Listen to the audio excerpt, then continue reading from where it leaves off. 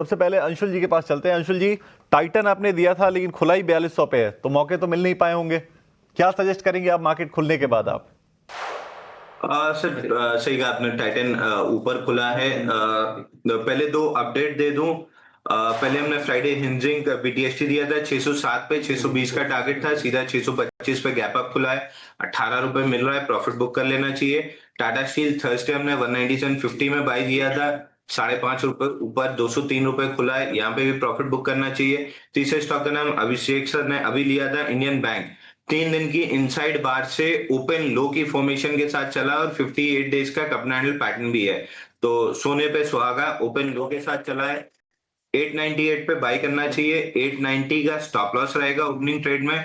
और जो immediate swing high 30 जनवरी को बना था 923, उसका टारगेट रहना चाहिए। तो टारगेट 920 रुपए राउंड फिगर लेके चलेंगे। 920 का टारगेट रहेगा, 890 रुपए का स्टॉप लॉस रहेगा। 898 में बाई करना है।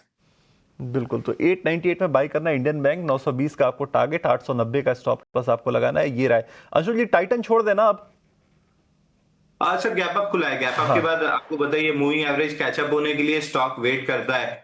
थंगमलाई ज्वेलर्स पे ही फिर ध्यान देना चाहिए, लेकिन 3400 रुपए के ऊपर। जैसे ही 3400 रुपए क्रॉस करे थंगमलाई ज्वेलर्स, ये भी 3400 क्रॉस कर चुका है, इसको भी बाई कर सकते हैं। ऑलमोस्ट टारगेट के आसपास आगे खड़ा हुआ है। 3309 रुपए पे खुला था, तो इसमें चांस जरूर मिला होगा बाई करने का। बिल्कुल बिल्कुल, तो यहाँ मौके मिले होंगे और निश्चित तौर पे हमारे व्यूअर्स की कमाई होगी। अंशुल जी ने ये अपडेट भी दे दिया है। चलिए प्रदीप के पास चलते हैं। प्रदीप जी, क्या आपने आइडेंटिफाई किया है ओपनिंग के जस्ट बाद? देखिए, उससे पहले एक अपडेट देना चाहूंगा। लास्ट दिन मैंने दिया था कॉल, वो है बेसिकली कल्याण ज्वेलर्स। कल्याण ज्वेलर्स ही मैंने 375 के आसपास दिया था। तो अभी कल्याण ज्वेलर्स ऊपर भी है, तो मुझे लगता है कि एक बार प्रॉफिट बुकिंग कर लेना चाहिए। मैंने 375 के आसपास दिया था, और जब मेरा 400 के ऊपर का ही टारगेट था, तो ऑल टारगेट इसमें अचीव। एक बार प्रॉफिट बुक करने का सलाह रहेगा। मैक्स हेल्थ केयर में कॉल दिया था, 2225 के आसपास का टारगेट था। सॉरी, मैक्स हेल्थ केयर का टारगेट था almost 1000। Sorry, max health care नहीं, ये एपेलो एपेलो का टारगेट दिया था, वो है 2225। एपीएल एपेलो, वो टारगेट आया है। एक बार वहां पे भी प्रॉफिट बुक करने का सलाह रहेगा। और आज जो अभी कॉल देना चाहता हूँ वो बेसिकली है जी शिपिंग का। तो जी शिपिंग मुझे लगता है कि कंटिन्यूसली हायर हाई फॉर्मेशन है और अभी भी चलना बाकी है।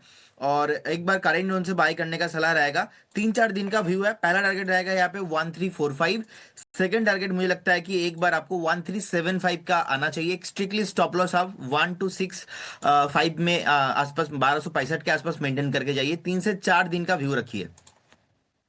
तो जी शिपिंग आपको टारगेट स्टॉप लॉस एक बार फिर से बता देता हूं, 1345 का पहला टारगेट है, 1375 का आपको दूसरा टारगेट देखने को मिल सकता है, और जो स्टॉप लॉस आपको रखना है वो है रखना 1265 रुपए पे। 1311 के आसपास ये भाव चल रहे हैं शेयर के इस वक्त। चलिए सोमिल के पास चलते हैं। सोमिल जी, आपने क्या आइडेंटिफाई किया ओपनिंग के जस्ट बाद हमारे व्यूअर्स के लिए?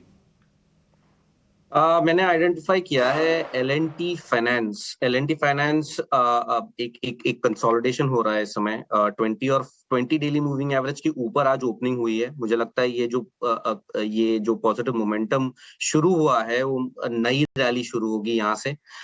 नीचे में स्टॉप लॉस रखेंगे अराउंड 275 पर, और ऊपर में मुझे लगता है टारगेट, पहला टारगेट होगा 310, और उसके बाद जो टारगेट होगा वो 318।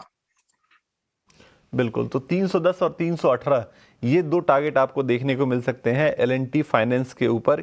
ये राय जो है वो सोमिल की तरफ से आ रही है। तो तीनों मेहमानों ने तमाम स्टॉक्स आपके सामने रखे जिनमें आपको आज पॉजिटिव डेवलपमेंट देखने को मिल सकती है, वहां पे आपकी कमाई हो सकती है। ये सारे शेयर आपके सामने रख दिए गए।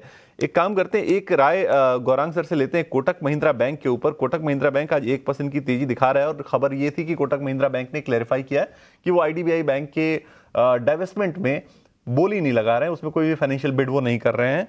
क्या राय बनती है, क्योंकि कुछ एक ओवरहैंग एक तरह से निकल गया कोटक बैंक के लिए, तो वो स्टॉक पर कितना इंपैक्ट करेगा? क्या राय बनती है इसकी, इस पर गौरांग सर की एक बार पूछ लेते हैं। गौरांग सर, क्या राय कोटक महिंद्रा बैंक के ऊपर आपकी? तो विकास जी, देखिए, ये ओवरहैंग नहीं था। मेरे ख्याल से एक सुलझी हुई